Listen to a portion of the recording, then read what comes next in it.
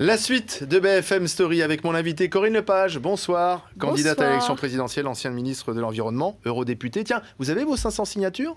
Non, mais c'est en bonne voie, j'espère. Vous avez moins de difficultés que Marine Le Pen? J'ai des difficultés, comme tout le monde, mais je dirais que ça, c'est un problème de fond. Je ne tiens pas trop à en parler, non pas parce que je suis gênée, mais parce que je préfère parler du fond des sujets plutôt que de ce sujet-là qui n'intéresse pas directement nos concitoyens, si ce n'est que c'est un problème démocratique quand même. Mais c'est bien parti pour les signatures. J'espère bien. Alors, tiens, justement, parlons de l'actualité. Claude Guéant a annoncé aujourd'hui des mesures de sécurité pour renforcer nos centrales nucléaires après l'opération de Greenpeace, on s'en souvient. Équipe cynophile, un taser pour les gendarmes, de nouvelles caméras. La réaction est bonne?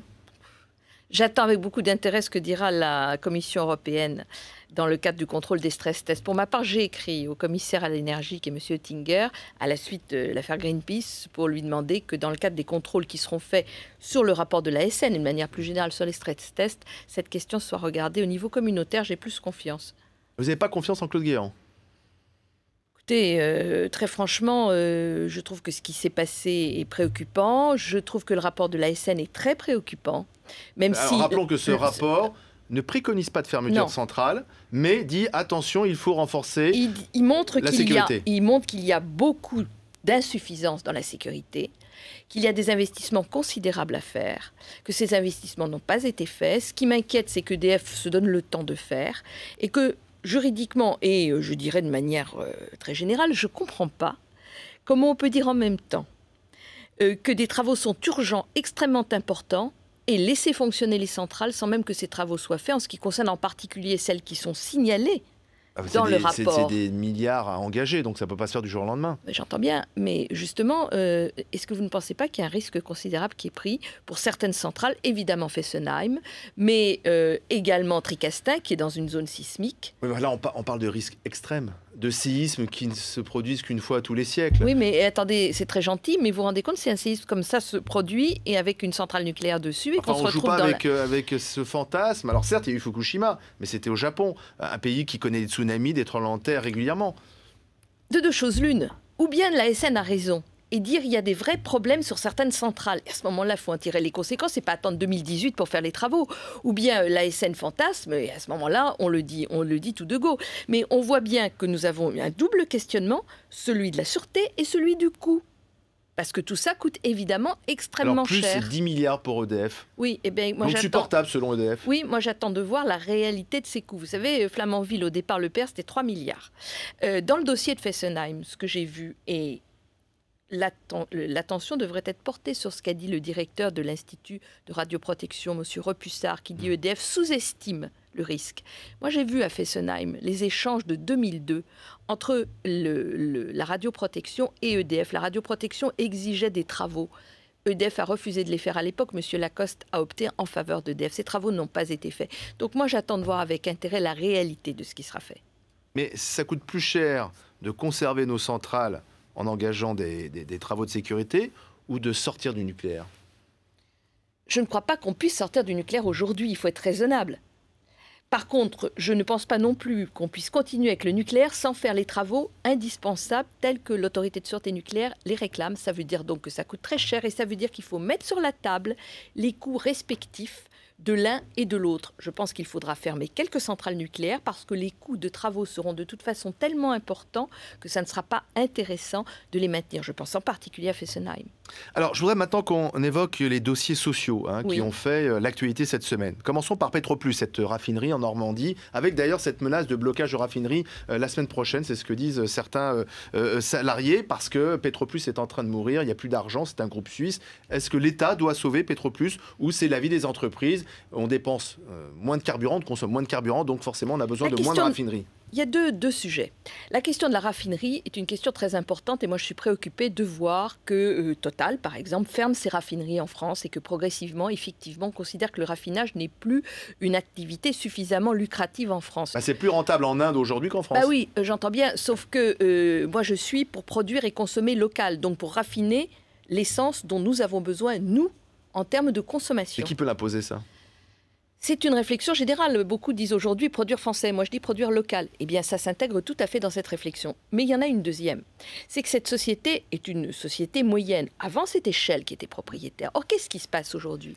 C'est que les grands pétroliers se débarrassent de leurs raffineries en les laissant à des sociétés beaucoup plus modestes qui ensuite se retrouvent dans la difficulté. Et qu'est-ce qui se passe si Petroplus ferme? Ça veut dire non seulement qu'on va avoir des salariés sur le carreau, et que ça c'est dramatique dans la situation actuelle, mais ça veut dire par-dessus le marché qu'on va se retrouver avec un site hyper pollué. Et qui va payer la dépollution de ce site? Eh bien, c'est vous et moi. Eh bien, une manière de faire comme ça est absolument inacceptable. Alors, qu'est-ce qu'on peut faire? Vous seriez président de la République, puisque vous êtes candidat à l'élection présidentielle. Qu'est-ce que vous feriez pour ce dossier Petroplus? Bien, je pense qu'il faut voir...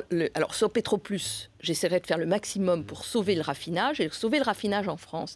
Mais de manière plus générale, je crois qu'il faut qu'on revoie notre législation, parce que cette manière de faire des grandes sociétés qui vendent comme ça, sans prendre aucune responsabilité, leur site n'est pas acceptable. J'ajoute un élément supplémentaire concernant Total.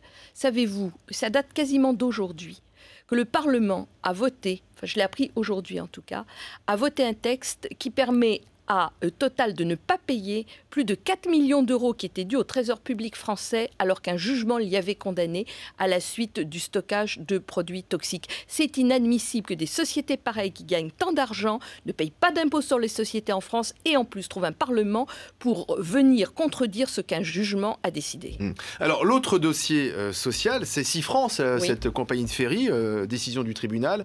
Lundi, on n'est pas très optimiste. Tout à l'heure, j'étais avec le délégué CFDT qui est mis en cause, Monsieur Capel, pour la façon dont ce syndicat, un peu jusqu'au boutiste, a géré ce dossier. Qu'est-ce que vous en pensez, vous? Je pense que c'est un dossier qui est très délicat. Moi, je suis une grande fan des SCOP. Je trouve que c'est un outil, et je suis pour le tiers secteur social et solidaire. Coopérative ouvrière. Ouvrière de production. Les salariés sont eux-mêmes les patrons de leur boîte. Voilà. Eh bien, il y en a qui marchent formidablement bien. Par exemple, SCOP BTP, quelque chose qui marche formidablement bien. Et dans le contexte actuel et dans le produire local, dont je parlais tout à l'heure, ce sont des solutions extrêmement satisfaisantes. Oui, enfin, ça n'empêche pas d'être compétitif. Et c'est le problème de SeaFrance, qui n'est plus compétitif. C'est exactement ça, ce que je voulais dire. La question, c'est de savoir s'il y a encore une place pour un bateau pour traverser la Manche alors qu'il y a le tunnel sous la Manche. Et si évidemment il n'y a pas place, c'est-à-dire que le business plan ne tient pas la route, on peut comprendre que des salariés n'ont pas envie de mettre leur prime de licenciement, même si elles sont plus élevées, dans ce projet.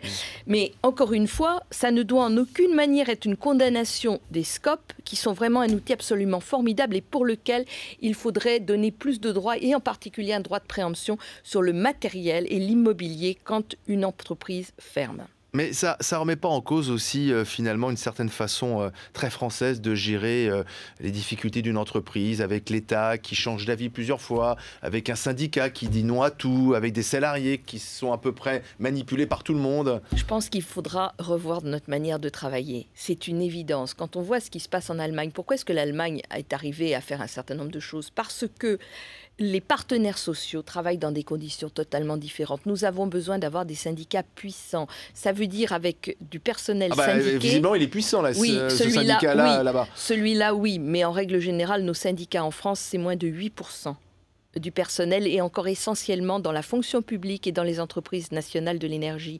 Cela veut donc dire que l'essentiel du monde salarié en France n'est pas syndiqué. Il faut que nous trouvions des solutions pour que nous ayons des syndicats qui soient indépendants, beaucoup plus forts et qui puissent avoir véritablement la capacité de négocier avec non seulement le MEDEF, mais aussi le Centre des jeunes dirigeants, mais aussi la CGPME, mais aussi d'autres représentants du monde patronal. Vous êtes pour la TVA sociale ? Je suis très réticente parce qu'aujourd'hui, nos concitoyens sont dans de vraies difficultés économiques et qu'il y a toutes les chances qu'en réalité, ce soit les consommateurs, c'est-à-dire les citoyens, qui payent le surplus. Autrement dit... semble-t-il, on veut redonner du salaire aux salariés, donc ça va compenser. Oui, pour les salariés, mais tous les Français ne sont pas salariés. Non. Tous les Français ne sont pas... Les autres ne le sont pas. Et par voie de conséquence... Je pense que cela ne peut pas se faire sans qu'on remette totalement à plat toute la fiscalité. Alors j'entends bien, le président de la République a besoin de trouver de l'argent. Il a besoin de trouver de l'argent parce que je pense qu'il suppose qu'avant la fin de son quinquennat, le 3 français va sauter. Donc en fait, il fait ça pour sauver le triple A ? Non, je pense que c'est pour trouver de l'argent dans l'hypothèse où le triple A disparaît. Donc c'est finalement le 3e plan de rigueur qu'on n'a pas voulu faire, mais on l'appelle TVA sociale. Je pose la question, peut-être ai-je très mauvais esprit, mais non, parce que la TVA, elle a été augmentée ailleurs, hein, en Italie, là, oui, récemment, en Espagne. Pardonnez-moi, souvenez-vous, Jean-Louis Borloo, en 2007, avait parlé de ça. Oui. Ça lui a coûté sa place de ministre des Finances. Oui. Et il semble-t-il 80 députés à l'UMP. Ça a eu une révolte absolument pas possible. Comment peut-on comprendre, avec cette expérience-là dans la tête, que le président de la République, à 4 mois de l'élection présidentielle, me remette ça sur la table? Il est courageux. Oui, et c'est peut-être aussi la réponse à ce que je viens de dire. C'est-à-dire qu'il n'a pas d'autre choix parce qu'il faut trouver de l'argent. Je pense qu'il en faut. De la même manière, moi je suis une grande défenseur de la taxe sur les transactions financières. Je l'ai votée au Parlement européen depuis le début. Cette taxe de transactions financières, vous avez vu aujourd'hui, la France se dit prête à la mettre en place dès 2012, hein, c'est ce que dit François Baroin. L'Italie, l'Allemagne dit attendez, on ne peut pas faire ça tout seul, il faut un accord au moins européen. Bien sûr, nous l'avons voté au Parlement européen. Oui. C'est le Conseil des ministres qui pour le moment n'en veut pas. Hein, c'est pas le Parlement européen. C'est-à-dire qui? C'est les gouvernements pour le moment. Pas le gouvernement français, le gouvernement français cette taxe. Le gouvernement français, oui, les autres, non. Alors, donc, qu'est-ce qu'on fait? Alors, question, est-ce que le gouvernement français serait prêt à faire ça tout seul chez lui? Vous souhaitez que la France fasse ça? Je pense que ça mérite à minima une étude d'impact pour voir les conséquences que cela pourrait avoir. Vous savez, on ne peut plus prendre des décisions comme on le fait. Parce que les banques françaises disent que c'est une catastrophe, parce que si on est les seuls à faire ça, forcément, elles iront peut-être s'installer ailleurs. Et incontestablement, il faut voir l'étude d'impact et ce que ça donnerait. Très vite, Jeanne d'Arc, ça vous parle? Comme tous les Français, bien entendu que Jeanne d'Arc est une figure nationale comme toutes les autres. Simplement, moi je regrette vraiment que le président de la République fasse la course à l'échalote avec Marine Le Pen sur qui est le meilleur défenseur de Jeanne d'Arc. François Mitterrand, en son temps, avait rendu hommage à Jeanne d'Arc, Charles de Gaulle, le président Giscard. Oui, j'entends bien, mais enfin écoutez, c'est un peu téléguidé quand même. Hein. Moi je préférerais qu'il aille rendre hommage aux grandes figures de femmes, parce que pour une fois qu'on valorise une action d'une femme, d'une grande femme de la résistance, par exemple Lucie Aubrac. Très rapidement également, Eva Joly a demandé finalement que se mette en place un front anti-Nicolas Sarkozy, en citant François Bayrou, en citant François Hollande, en citant Jean-Luc Mélenchon, mais pas vous. Elle vous a oublié? Bah oui, je pense que je la dérange beaucoup. Vous savez, j'essaye de débattre avec elle. Jusqu'à maintenant, elle a toujours refusé. Elle ne veut pas débattre avec vous, Eva Joly? Non. Vous faites de la concurrence? Peut-être parce qu'un certain nombre de Français considèrent que je représente mieux l'écologie politique qu'elle. Vous vouliez intervenir, et c'est peut-être l'avocate qui parle, sur l'affaire PIP, des prothèses mammaires. Oui. Pourquoi? Qu'est-ce qui vous choque dans cette affaire? C'est le tout comportement me choque. du chef D'abord le d'entreprise? cynisme du chef d'entreprise. Ensuite qu'on utilise des produits industriels qui n'ont rien à voir avec le contenu que devraient avoir ces prothèses mammaires. Et si j'ai bien compris, il y a aussi des prothèses pour les messieurs maintenant qui sont en cause, qui auraient été fabriquées dans les mêmes conditions. Ce que je n'arrive pas à comprendre, voyez-vous, c'est que des médecins aient prévenu l'AFSET en 2008 et en 2009 et qu'il ne se soit rien passé. Je n'arrive pas à comprendre cela. Alors, pourquoi est-ce que l'AFSET n'a pas répondu?